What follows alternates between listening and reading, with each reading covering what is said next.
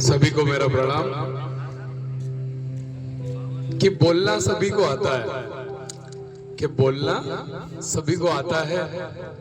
किसी की जुबान बोलती है, किसी का समय बोलता है, किसी का पैसा बोलता है, तो किसी का दबदबा बोलता है, किसी की नीयत बोलती है, किसी की आंखें बोलती है। वो कहते हैं ना कि लफ्जों को अधरों पर रखकर, कि लफ्जों को अधरों पर रखकर मन का भेद न खोलो। मैं आंखों से सुन सकता हूं, तुम आंखों से बोलो।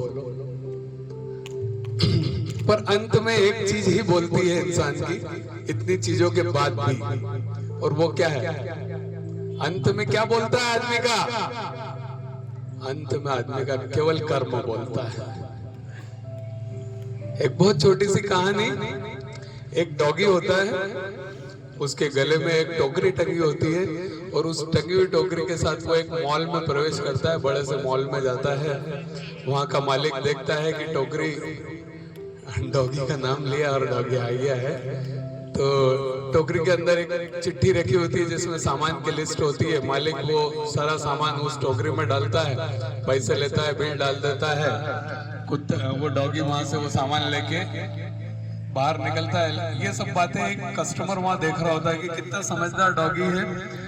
सामान खरीदना आ गया, टोकरी लेके आ गया, पैसे भी दे दिए इसने, बिल विल ले लिया, सामान ले लिया। उसने कहा यार इसके मालिक से मिलना चाहिए यार, कि कितना इतना इंटेलिजेंट डॉगी है, तो इसके मालिक ने इसको ट्रेन किया होगा, इसके मालिक से मिलना चाहिए।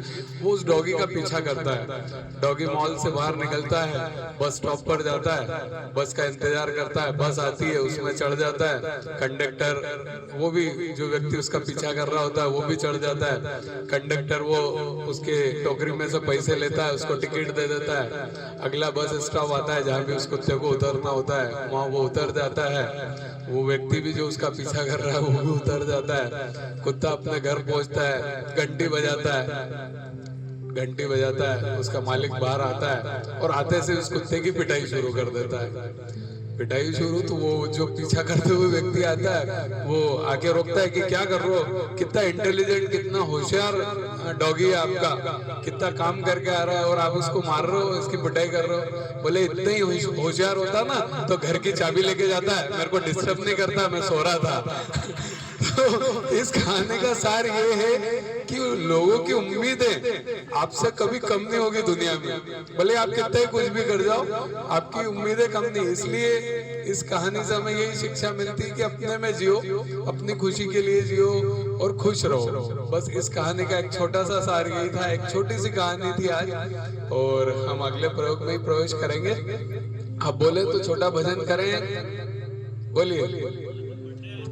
हाँ, बर्थडे है तो वो उसमें तो अपन सेलिब्रेशन करेंगे, एक भजन कर लेते हैं।